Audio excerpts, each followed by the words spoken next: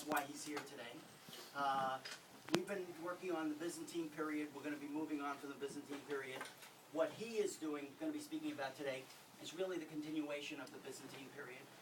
After the destruction of the temple in Jerusalem in the year 70, the first century, Jews got on boats in what was then the only port city of Jaffa, and they left to major European capitals.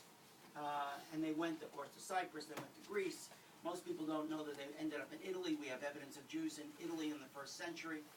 And they also ended up in Spain. So his book is appropriately named We Were Europeans. Because the Jews arrived in Europe in the first century.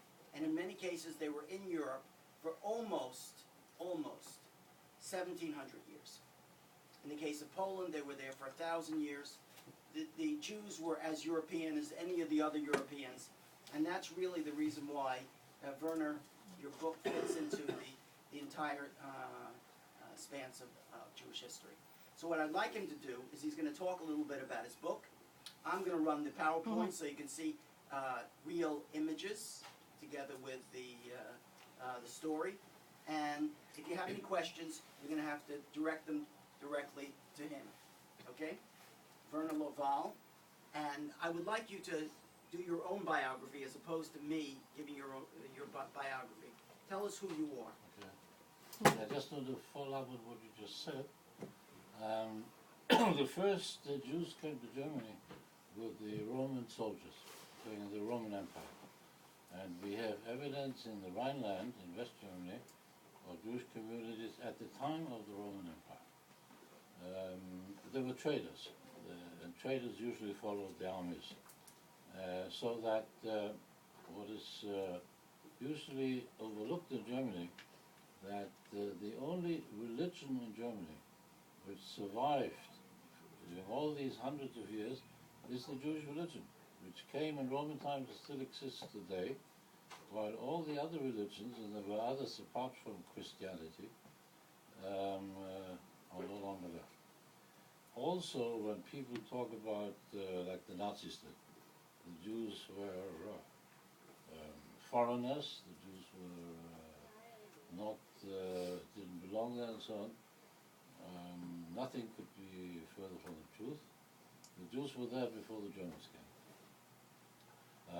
If you visit Germany and you go to the Rhineland, you can see, for instance, cities like Worms, W-R-M-S, traces of a very ancient Jewish community.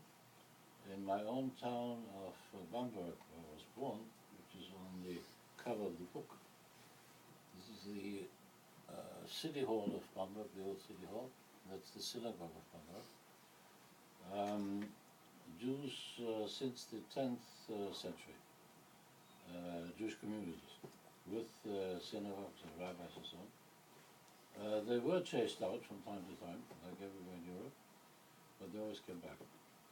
And we have, in the old city, in the old town of Bamberg, there is a Judenstraße, which means street of the Jews.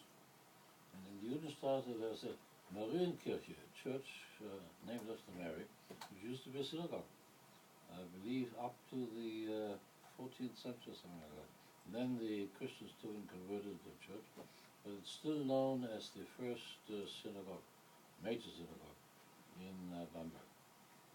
And what's true in Bamberg is true of most of South Germany. The Jews were there as early as the Germans and before the Germans, and contributed greatly to the culture and economy of Germany. Also going back, again, if you go to my birth town of Bamberg, one of the famous physicians, doctors of more modern times, let's say the 18th century, when medicine sort of became science, was Jewish, by the name Marcus. And he was the physician to the bishop, to the archbishop. So again, even in medicine, the Jews contributed early and earlier than others. About my own biography, I was born, as I said, in Bamberg, which is near Nuremberg. Bavaria, the south of Germany, old Jewish community.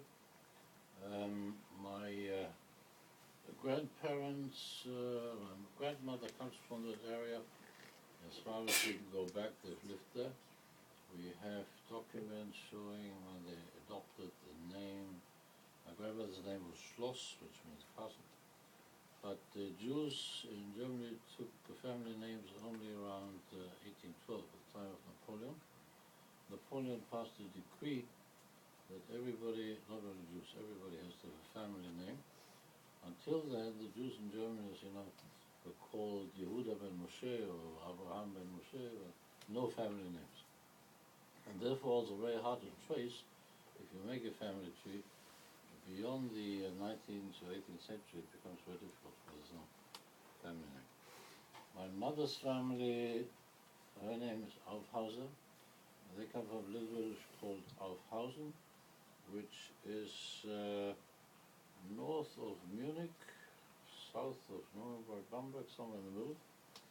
Also, old Jewish community. If you go there today, you will see a Jewish cemetery with tombstones that are legible. It's a cemetery on a hill, which is very rare. Jewish cemeteries are usually flat. There was a little village synagogue, which doesn't exist anymore.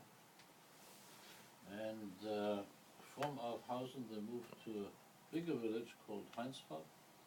Heinzfahrt, if you go today, if you visit, they rebuilt the synagogue. The Goyim, the non-Jews, rebuilt the synagogue. And the story is an interesting one. The Nazis destroyed the synagogue, as they destroyed all synagogues, in November 1938, the famous Crystal Night of Rome. During World War II, one of the citizens of this village was in the German army on the train, army train to the east, to the eastern